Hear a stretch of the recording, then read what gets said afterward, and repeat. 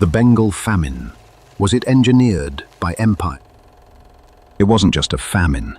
It was a decision, and millions paid for it with their lives.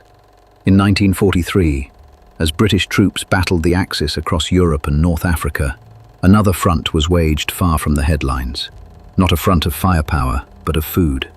In the lush fields of Bengal, where rice once grew in abundance, silence took root.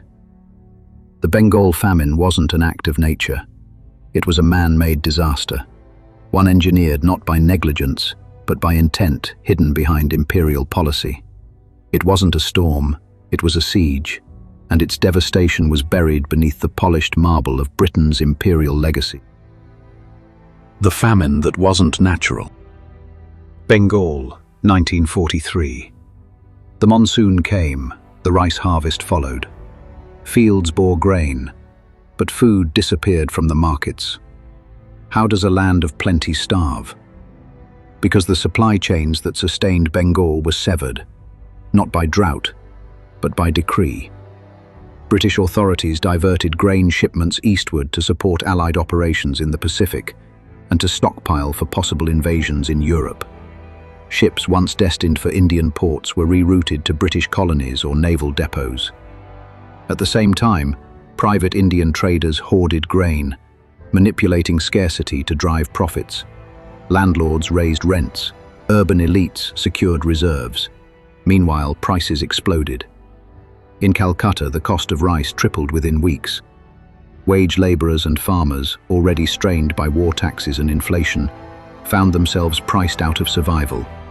It wasn't an agricultural failure, it was an economic strangulation enabled by laissez-faire colonial economics. Relief programs were minimal, disorganized, and often inaccessible. To the British government, Bengal was a logistical asset, not a living population. Churchill's role and the policy of apathy. Winston Churchill is often remembered as the indomitable wartime leader who stood alone against fascism. But in India, he wielded power not as a savior, but as an arbiter of life and death. Repeated pleas from British officials in India, including the Viceroy, Lord Linlithgow, warned of famine, requested emergency shipments of food and grain. Churchill refused. When ships were available, he diverted them to stock Europe, fearing shortages for British civilians. He even rejected offers from Canada and Australia to send aid to Bengal. Behind closed doors, his statements revealed callous disdain. "Why hasn't Gandhi died yet?" he reportedly asked when informed of the death toll. He blamed Indians themselves for breeding like rabbits. These weren't idle remarks. They reflected policy. His economic war strategy saw Indian lives as expendable in the pursuit of Allied victory. To Churchill, imperial control was non-negotiable. And if famine solidified Britain's grip on its most valuable colony, so be it. Suppression of the truth. As hunger consumed Bengal, the British Empire tightened its grip on the narrative. Censorship was swift and absolute. Indian newspapers faced strict regulations. Photos of starving children and mass deaths were banned from publication. Journalists who reported the truth faced arrest. Witness accounts were suppressed. When the world asked what was happening in Bengal, London blamed overpopulation, bad harvests, or local mismanagement. But they knew better. Internal reports detailed the scale of the crisis. The dying were not nameless. They were counted, then ignored. The famine unfolded in slow motion, yet no meaningful relief arrived until late 1944, by then, too late for millions. After the war, Churchill's image was chiseled into statues, his speeches lionized. The Bengal famine, meanwhile, became a parenthetical in history books. 1 million people died with no official record. Another 2 million perished from disease, exposure, and displacement. No trials, no inquiries, no reparations, only silence. The human cost. The statistics mask the real story. Entire villages collapsed under the weight of starvation. Survivors described streets lined with corpses, mothers too weak to bury their children, children too young to understand death, still clinging to the bodies of their parents. Reports of cannibalism surfaced in rural districts, whispered as unspeakable truth. Trains pulled into stations with carriages full of corpses. Families abandoned the sick along roadsides, choosing between survival and mercy. British officials passing through the region recorded the devastation with bureaucratic detachment.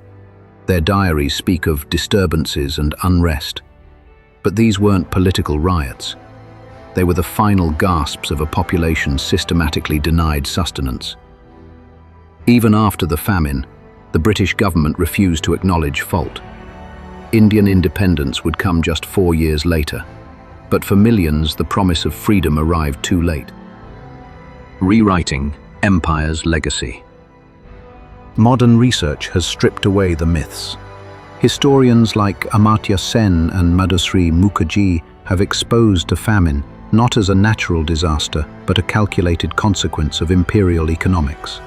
It wasn't a failure of rain or soil. It was a failure of policy, of moral courage, of empathy.